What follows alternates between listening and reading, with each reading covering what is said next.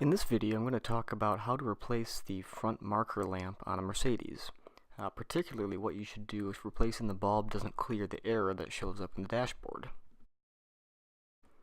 To detect a burnt out bulb, the car sends a very small amount of electricity through the bulb when the car starts up.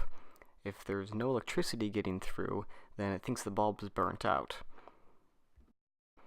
Now what can also trip this is if there's corrosion or some sort of buildup between the contacts and the bulb. When I removed the bulb, it was wet and I realized moisture had gotten into the socket and it had caused the copper contacts to oxidize. That's all the green stuff you can see me scraping off here. If you get these persistent errors on other bulbs of the car that you know work, but the car still says they're burnt out, try using some sandpaper or another abrasive material and scrape the contacts on the socket and the bulb.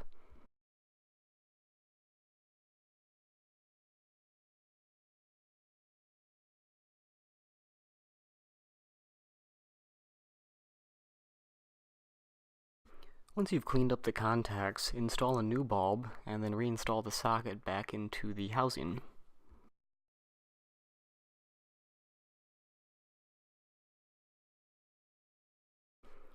Carefully reinstall the reflector housing back into the fender, paying careful attention to the metal tabs so that they seat properly in the car.